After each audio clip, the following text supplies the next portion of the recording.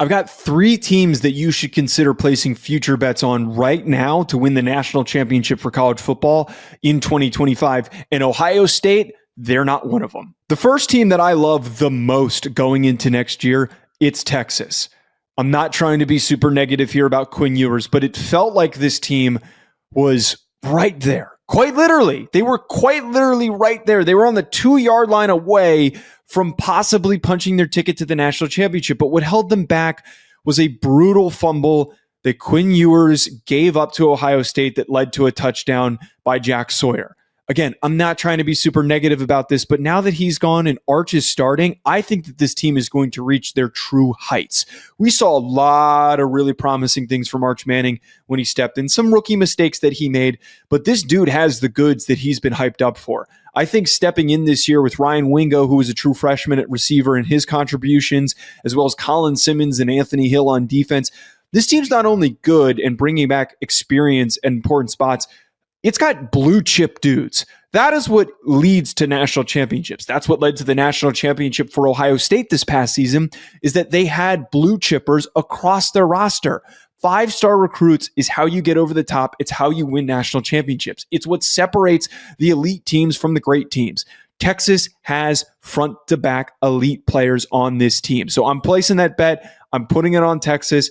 I am closing that envelope, and then I'm reopening it at the end of the year with a very nice surprise of, oh, hey, look, this cashed. The second bet that I'd consider placing at plus 750 is Oregon. Oregon has a lot of the bones of a team that can consistently be in the national championship discussion. Their Rose Bowl performance was incredibly disappointing, but I feel like we're seeing from Dan Lanning this year-by-year improvement in outcome, where the past season in 2023, they fell short twice to Washington because Washington was just so loaded.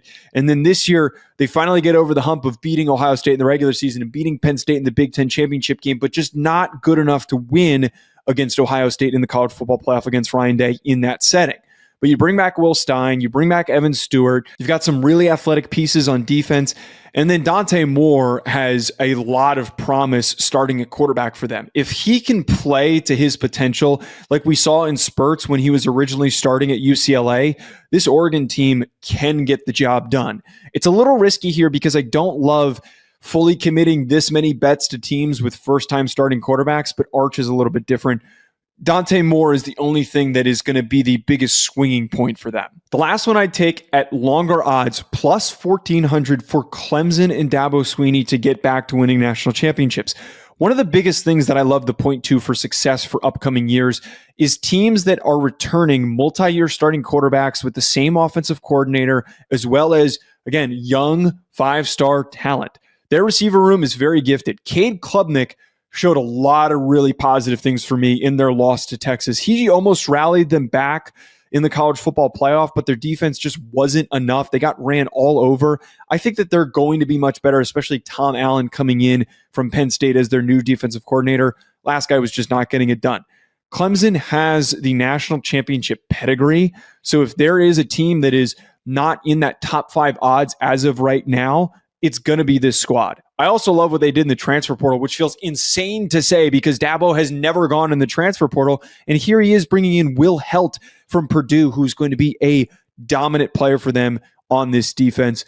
If you agree, disagree, let me know in the comments. If you think I'm missing somebody, let me know below. Hit the like button, subscribe, and we will talk to you later.